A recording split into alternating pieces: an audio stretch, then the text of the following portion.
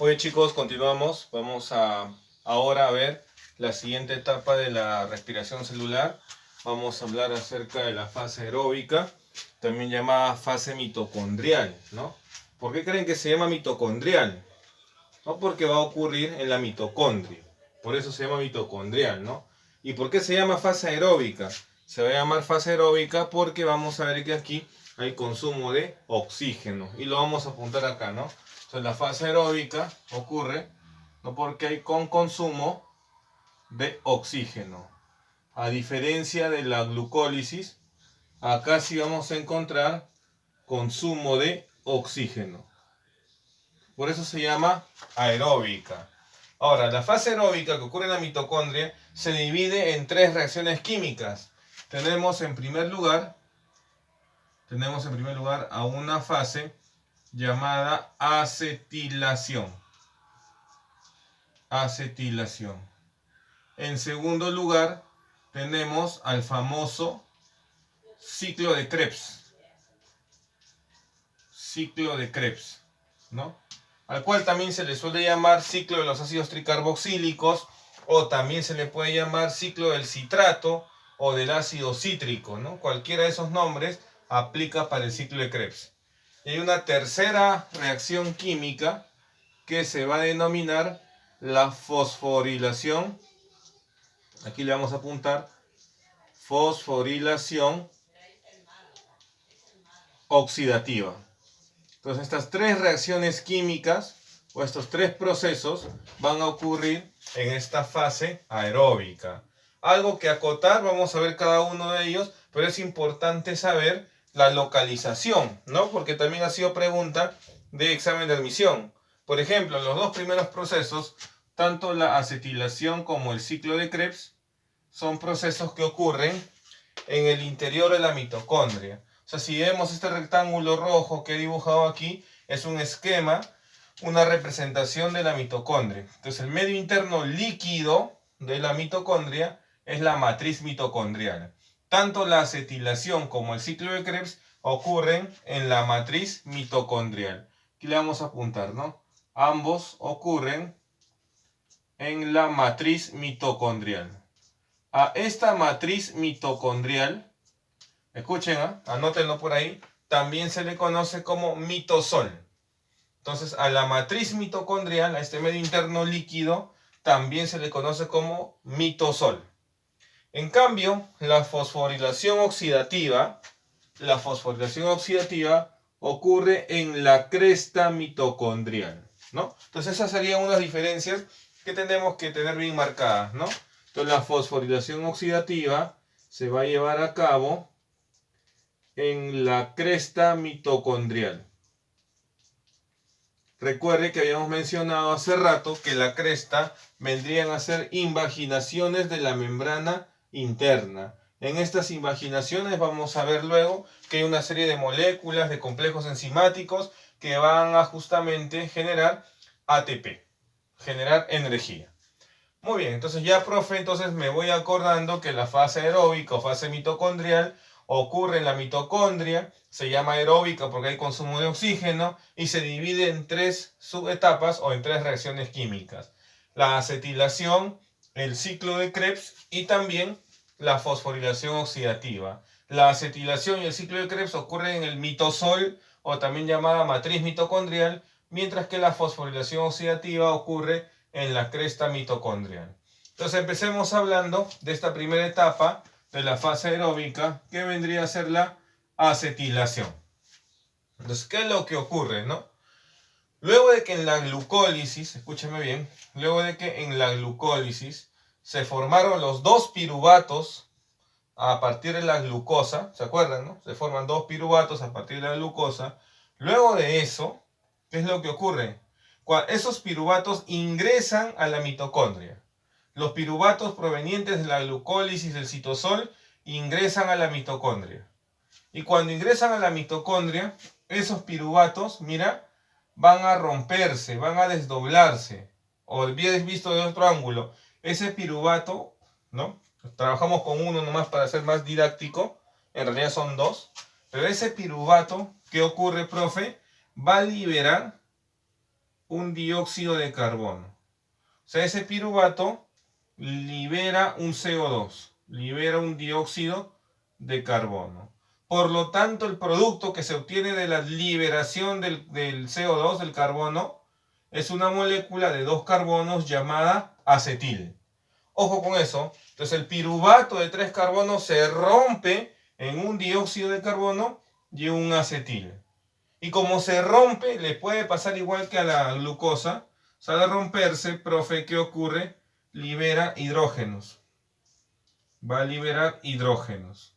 Estos hidrógenos no quedan libremente flotando por ahí, sino que estos hidrógenos se van a unir a un NAT. Se unen a un NAT. ¿No? Y producto de que estos NAT recogen los hidrógenos, se obtiene al NADH2. Se obtiene al NADH2.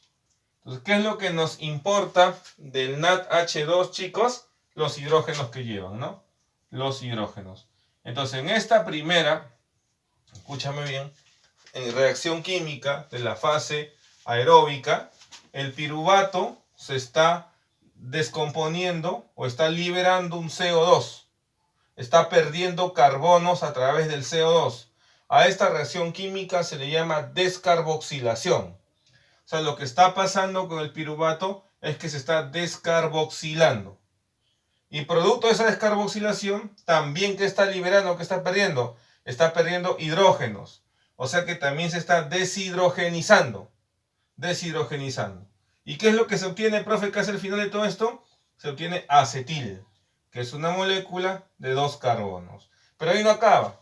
¿Qué ocurre, profe? Que cuando se forma este acetil, entonces lo que sucede es que la coenzima A se le une al acetil.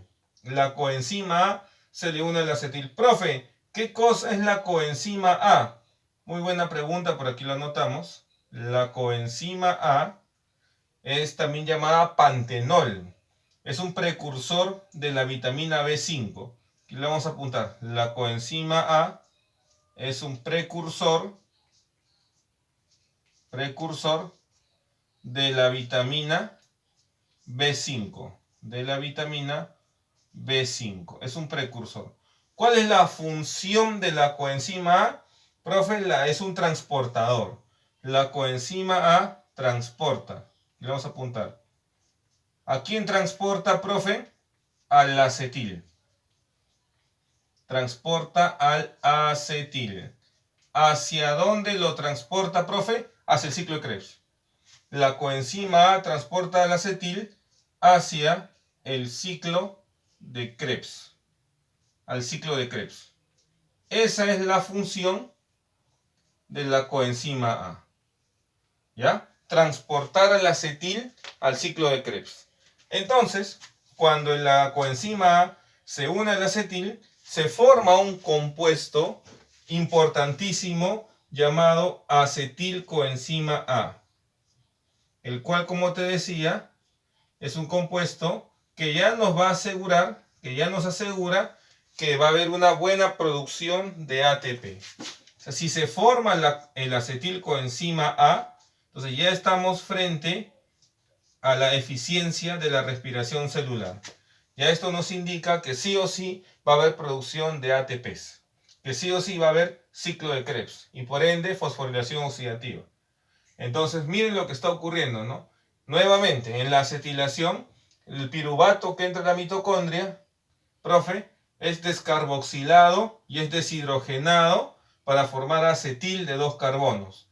Este acetil va a ser tomado por la coenzima A, se le va a unir, y la coenzima A va a transportar este compuesto acetilcoenzima A, lo va a transportar hacia el ciclo de Krebs. Entonces, ¿por qué se llama acetilación? Porque se obtiene al final de este proceso acetilcoenzima A. Químicamente, ¿en qué reacciones químicas observamos? Observamos que hay una descarboxilación y hay una deshidrogenación del piruvato. Por eso que usted en algunos libros va a encontrar que a la acetilación se le llama la descarboxilación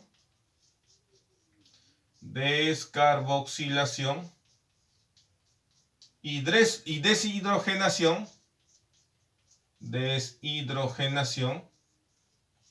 descarboxilación y deshidrogenación. ¿De quién? Del piruvato. Del piruvato. ¿Para obtener qué cosa, profe? Para obtener acetilcoenzima A. Eso entonces vendría a ser la primera etapa de la fase aeróbica, que es la acetilación. Pregunta, ¿dónde ocurre la acetilación? En la matriz mitocondrial, en el mitosol. ¿Ya, chicos? O también llamado medio interno mitocondrial, ¿no? O ahí ocurre. Muy bien. Luego, ¿qué es lo que vamos a ver? Luego vamos a ver al ciclo de Krebs, ¿no? La siguiente etapa que también ocurre en el mitosol es el ciclo de Krebs. Entonces se formó la acetilcoenzima A, fíjense ustedes ahí, se ha formado claramente. Ya yo les había dicho, ya yo les había comentado, que la coenzima A va a transportar el acetil hacia el ciclo de Krebs. Entonces mira, cuando la coenzima A llega al ciclo de Krebs, lo suelta el acetil en el ciclo de Krebs, lo deja en el ciclo de Krebs. Entonces el acetil ingresa al ciclo de Krebs. Y al ingresar al ciclo de Krebs, el acetil, que tiene 2 carbonos, mira, se une a una molécula preformada del ciclo, que es el oxalacetato. El oxalacetato, que tiene 4 carbonos. Producto de esta unión, el acetil se une al oxalacetato y forman citrato. Este citrato tiene 6 carbonos. El citrato tiene 6 carbonos. Al citrato también se llama ácido cítrico. Y entonces, ¿qué va a ocurrir? A continuación va a ocurrir una serie de descarboxilaciones y deshidrogenaciones. El citrato se descarboxila, o sea, ¿qué significa? Que libera un CO2 y también se deshidrogena, o sea, libera un NADH2, ¿no? Y va a formar una molécula de 5 carbonos llamada alfa-cetoglutarato.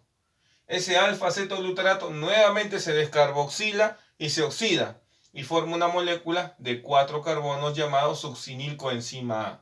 Ese succinilcoenzima A libera la coenzima A, forma un ATP y se obtiene succinato, el cual luego, el succinato, se transformará en fumarato, ¿no? Liberando un FADH2.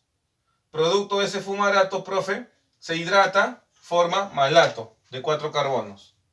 Ese malato libera un NADH2 y forma otra vez oxalacetato, que se unirá al acetil que la coenzima está trayendo. Profe, ¿es importante que me aprenda todas las moléculas preformadas del ciclo de Krebs? No es importante, eso no lo han preguntado. Lo que sí es importante es que usted recuerde los productos finales del ciclo de Krebs. Entonces, por cada acetil que ingresa al ciclo de Krebs, mira, ¿qué se obtienen? Se obtienen, por ejemplo, 2 moléculas de dióxido de carbono, 2 CO2, por cada acetil. Entre un acetil se obtienen 2 CO2. También se obtiene, y esto es importante, se obtienen 3 moléculas de NADH2. 3 moléculas de NADH2. ¿Ya? Se obtiene, profe, una molécula de FADH2. Una molécula de FADH2.